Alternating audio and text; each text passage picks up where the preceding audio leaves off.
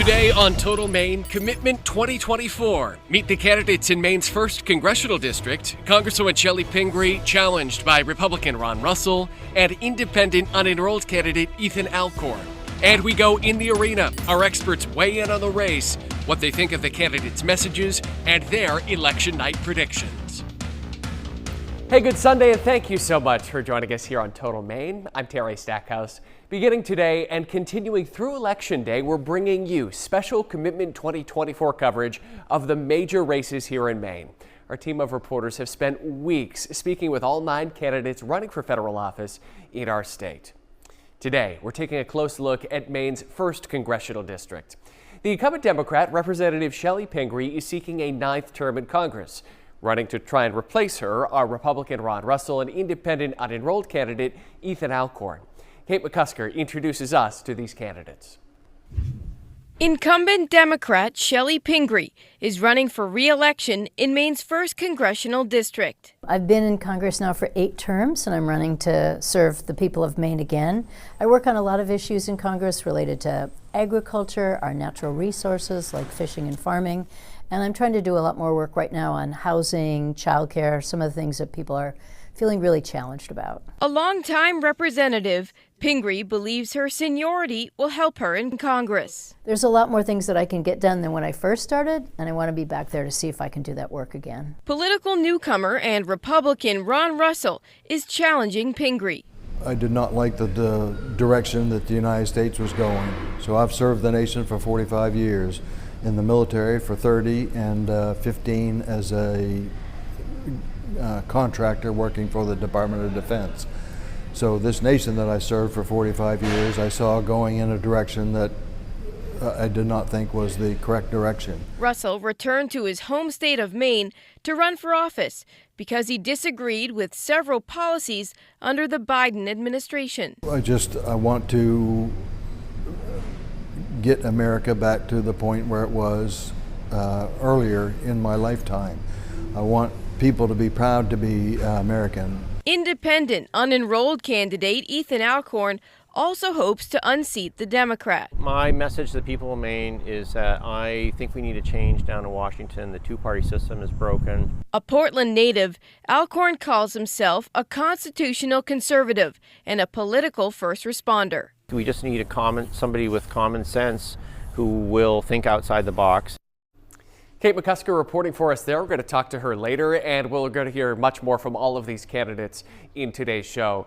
The questions that we asked these candidates were based on your input. As part of our Your Choice, Your Voice initiative, you told us on WMTW.com the issues that are most important to you when you cast your vote next month. Those issues most top of mind here: the economy and inflation, immigration and the border, crime, and reproductive rights. Let's take a look at some of the latest polling numbers. According to Pan Atlantic Research last month, Pingree leads Russell 53% to 28%. Alcorn has 4%, 14% undecided. The poll also showed Pingree leading in all income and age demographics. Kate McCusker again speaking with all 3 of those candidates. She joins us now in studio on this Sunday with more on their campaign platforms and how they're responding to the issues that you want to hear about. Hey, Kate. Hi, Terry. Well, Chellie Pingree says she wants to do more to help Mainers. She's really concerned about the impacts of climate change, and she wants to use federal funds to help people in Maine. Now, Ron Russell, he's frustrated by this overspending, and in our discussion, he often referred back to and showed support for policies by former President Donald Trump. But Ethan Alcorn says both sides here are part of the problem, and he hopes to bring a fresh take on the issues. Pingree sat down with us at Planned Parenthood in Portland. She says a woman's right to choose is something she'll continue to fight for. I think it's just a fundamental right, a woman's ability to control her own body. And this is everything from the right to have an abortion, the right to get health care when she needs it. Alcorn is a strong supporter of personal freedom and supports reproductive rights. Government shouldn't be telling you what you can and can't do with your body. But Russell says abortion legislation should be left to the states. It's at the state level appropriately, and that's where it needs to reside. To combat inflation, Russell believes getting back to energy independence is key, while also lowering taxes to increase business in our state.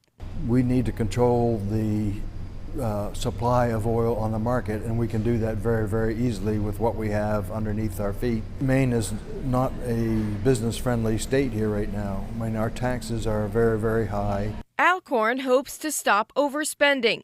I think people are looking to the government for too many things. I think the free market has to take over. But Pingree says federal funding can help address the housing crisis in Maine. That's certainly an issue that I'm very concerned about, making sure that we bring back enough federal funding to a state like ours to be able to fund the programs.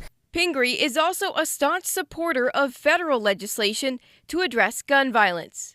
I think a red flag law would be more effective to make sure that we get guns out of the hands of people who shouldn't have a gun. Frankly, if we had an assault weapons ban, nobody needs an assault weapon to go hunting, and I don't think it is necessary for people to own them, and that would have helped too. Russell disagrees with an assault weapons ban, but he also believes we should strengthen our gun laws to prevent those with mental health issues from having access to a firearm. But those who do indicate that they pose that danger, that information should be provided to federal authorities, and we should react accordingly based upon the different laws of each individual state. While Alcorn opposes any changes that might infringe on the Second Amendment. Everything that is repugnant to the Constitution shall not stand.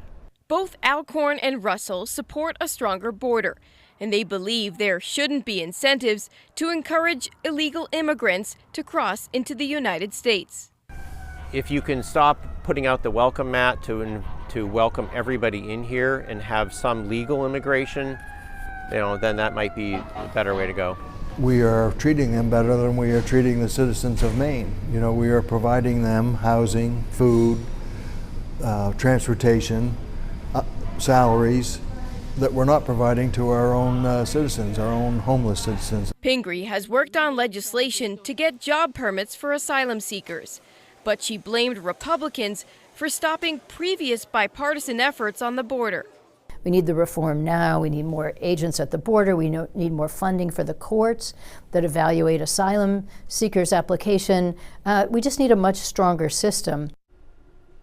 Shelley Pingree also says she has and will continue to work across the aisle in Congress, and Ron Russell committed to coming back to Maine often to host town halls and hear from his constituents. Terry, back to you. All right, some great reporting there from our Kate McCusker joining us here on this Sunday. Thank you so much, Kate. And our preview of the CD1 race continues. We're going to talk with the hosts of the In the Arena podcast to get their take on the state of this campaign when Total Maine continues. Stay with us.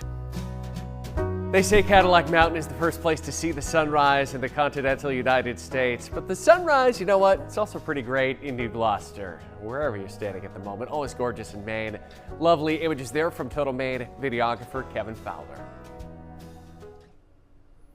All right, we are in the arena here on this Sunday. We are talking about the race in Maine's 1st Congressional District. Appreciate you both being here. And I suppose that we should address the elephant in the room first, is that Representative Shelley Pingree, who's seeking her 9th term in office. She is widely expected to win re-election.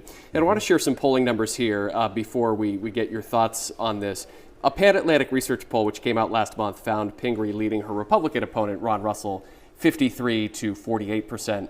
Ethan Alcorn had 4%. 14% were undecided. What do you think would need to happen for there to really be a surprise in this race, either for one of the other candidates to outperform expectations or unseat the incumbent? Shelley Pingree would have to resign and leave voters on their own. I think for Ethan, he's done a great job of distinguishing himself as a clear outsider. He just doesn't have the resources to communicate across the district. And Russell, although he's got all the right pedigree, if you will, people don't know who he is. Yeah, if Republicans had wanted to unseat Shelley Pingree, they needed to have probably a different candidate. I mean, Russell is very conservative. This is not a conservative district. They're not running sort of moderate Republicans who are kind of pro-choice, the old school Republicans. who could appeal to voters at some level. But Shelley's done a very good job. She doesn't have scandals. There's no reason to throw her out of office. So I don't think that they're going to be able to win this seat as long as she wants to stay there. We'll talk more about Ron Russell in a moment, but I want to start talking about the third candidate here, Ethan Alcorn. He has tapped into some libertarian philosophies, as he told us in that segment which Kate McCusker put together for us. He doesn't brand himself that way. A constitutionalist opposed to foreign wars, supportive of women's reproductive rights. That combined with the optics of a hand-painted bus, which I'm sure, that's eye-catching, especially if you've seen it out on the roads. Do you think that he could exceed expectations, or the polling has him at 4% support? No, I don't. Honestly, I learned more about him from Kate's report than I had learned all the way up to that moment, because he doesn't have the resources. He's not communicating anything out there. And again, I get the libertarian angle. I understand it, but it's just very conservative for this district. You can't be saying no regulations on guns in the first CD. You shouldn't be saying it anywhere, of course, but it's just too far afield. So, good for him. I always love it when people get on the ballot and they run and they get their ideas out there, but I don't think he's going to get above 5%. It's a lot of work to get on the ballot. It is a lot of work.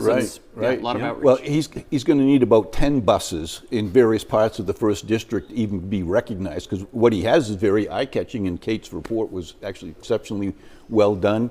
If you know who he is and you're frustrated with the incumbents and the way Washington operates today, he's probably your candidate.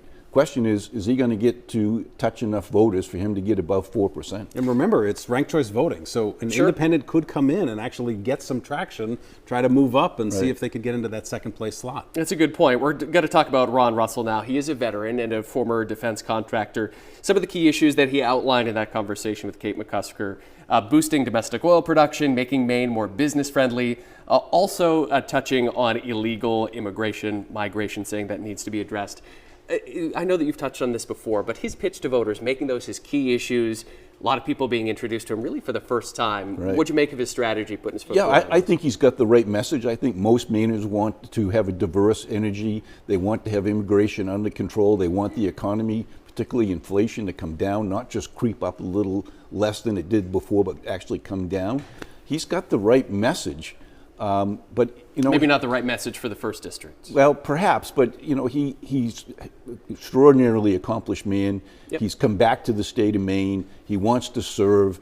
He just didn't have enough time to embed himself into the communities to actually have people know who he is. Boy, do I disagree.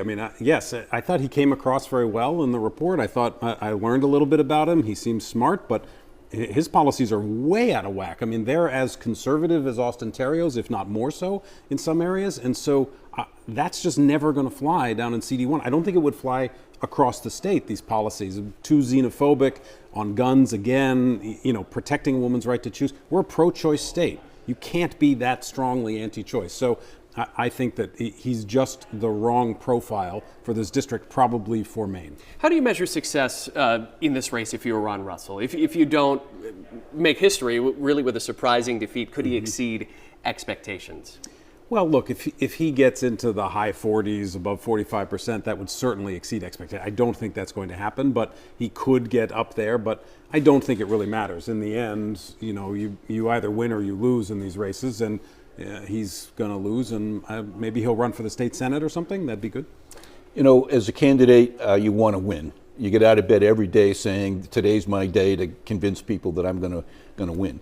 If you lose by a lot, that hurts, really hurts. If you lose by a lot, that hurts, really hurts. So he's got to be somewhere. I think Ethan's got it right. If he's in the 42%, he's got a future if he wants it. And if you win by a large margin, that's got to feel good. Oh, yeah. So what makes Shelley Pingree so popular in the first district? I had the opportunity to serve with Shelley Pingree in the Maine Senate, and she was very strident in her positions, but she's affable.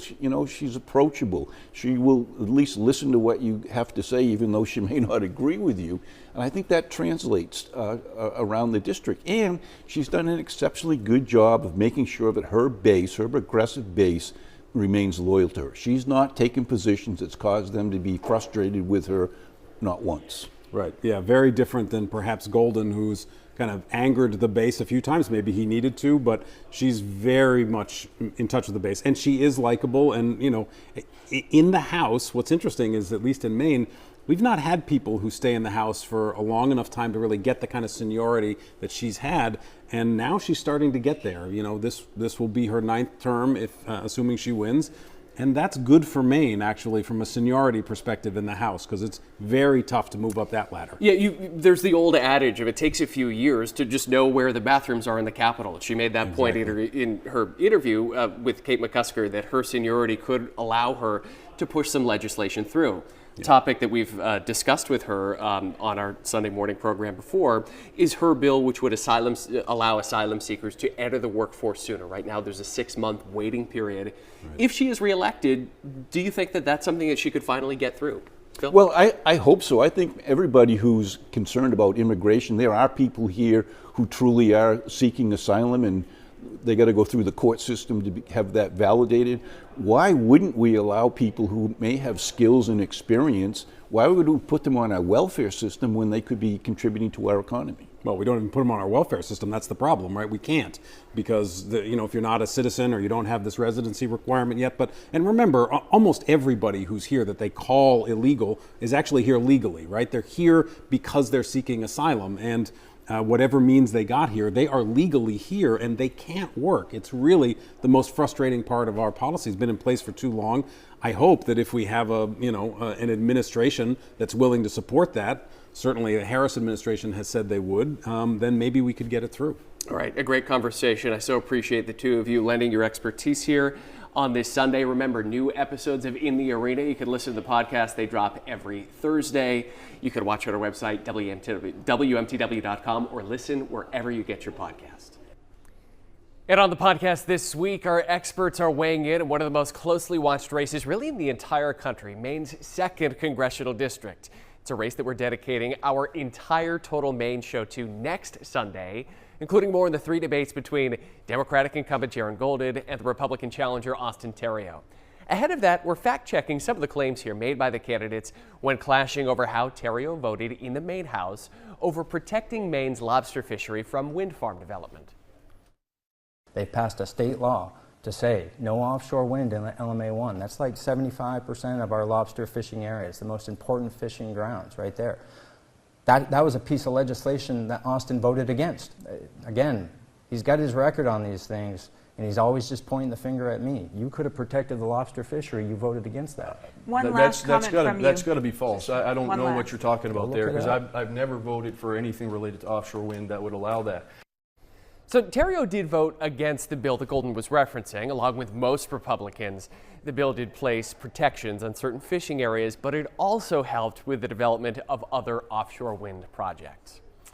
We've heard from the candidates on the issues, but who are they outside of the office? Kate McCusker brings us the lighter side of these candidates in the race for CD1 when Total Maine returns. One of the major issues this election cycle is gun laws. Earlier today, the 1st District candidates shared where they stand. Election day, less than 2 weeks away, less than 2 weeks between we mark the 1-year anniversary of the Lewiston mass shootings too.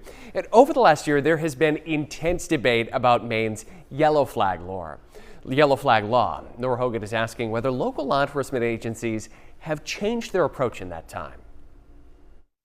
Maine's yellow flag law allows the state to temporarily remove someone's guns if they're considered a risk to themselves or others.